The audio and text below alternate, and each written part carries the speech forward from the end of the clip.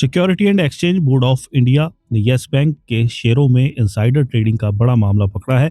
सेबी के मुताबिक ये इनसाइडर ट्रेडिंग जुलाई 2022 में येस बैंक की हिस्सेदारी बिक्री के दौरान हुई थी। सेबी ने इस मामले में पीडब्ल्यूसी और ईवाई जैसी बड़ी कंसल्टेंसी फर्मों के मौजूदा और पूर्व एग्जीक्यूटिव सहित 19 लोगों को कारण बताओ नोटिस जारी किया है। इन पर आरोप है कि उन्होंने गोपनीय जानकारी का दुरुपयोग कर येस बैंक के शेयरों में ट्रेडिंग की और गैर कानूनी मुनाफा कमाया। येस बैंक ने जुलाई 2022 में अपनी हिस्सेदारी बेचकर एक बड़ी फंडिंग जुटाई थी। इस दौरान कलायल ग्रुप और एडवेंट इंटरनेशनल ने मिलकर येस बैंक के करीब 10% हिस्सेदारी को 1.1 अरब डॉलर में खरीदा था। इस डील की घोषणा 29 जुलाई 2022 को हुई, जिसके अगले दिन येस बैंक के शेयर 6% तक चढ़ गए। सेबी की जांच इस बात पर केंद्रित रही कि इस डील के ऐलान से पहले येस बैंक के शेयरों में जो गतिविधियां दिखी वो सामान्य थी या फिर किसी को अंदरूनी जानकारी का लाभ मिला।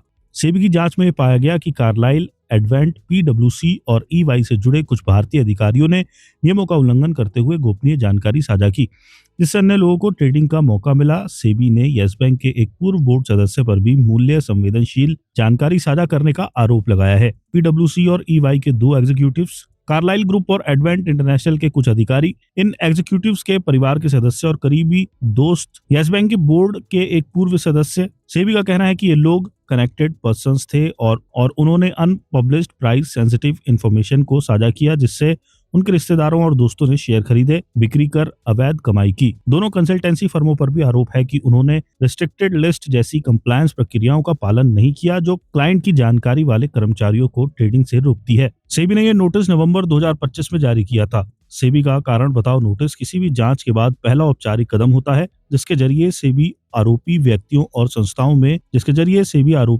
और संस्थाओं से जवाब मांगता है। अगर आरोपी सही पाया जाता है तो संबंधित व्यक्तियों और कंपनियों पर जुर्माना, ट्रेडिंग प्रतिबंध या अन्य नियामकीय कार्रवाई हो सकती है।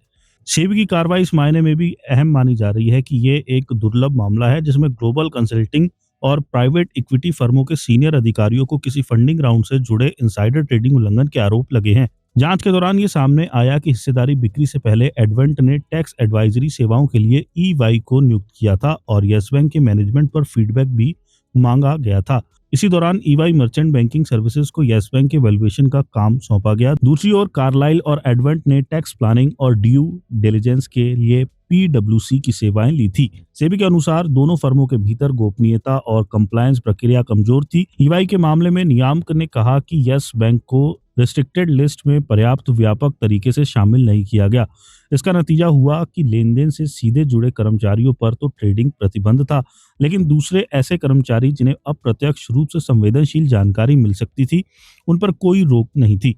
पीडब्ल्यूसी के मामले में सेबी ने कहा कि एडवाइजरी और कंसल्टिंग क्लाइंट्स के लिए फर्म के पास कोई स्पष्ट रिस्ट्रिक्टेड स्टॉक लिस्ट ही नहीं थी, जो इनसाइडर ट्रेडिंग नियमों के अनुपालन के लिए जरूरी मानी जाती है। सेबी ने ईवाई इंडिया के चेयरमैन और सीईओ राजीव मुमानी और फर्म के चीफ ऑपरेटिंग ऑफिसर से भी जवाब मांगा है कि उनके खिलाफ दंडात्मक कार्रवाई क्यों ना की जाए। सेबी का कहना है कि ईवाई की आंतरिक ट्रेडिंग नीति इनसाइडर ट्रेडिंग नियमों के अनुरूप नहीं थी। नोटिस में कहा गया है कि ऑडिट के अलावा दूसरे एडवाइजरी, कंसल्टिंग, वैल्यूएशन या इन्वेस्टमेंट बैंकिंग सेवाओं से जुड़े सूचीबद्ध कंपनियों में ट्रेडिंग पर कोई प्रभावित प्रतिबंध नहीं लगाया गया था।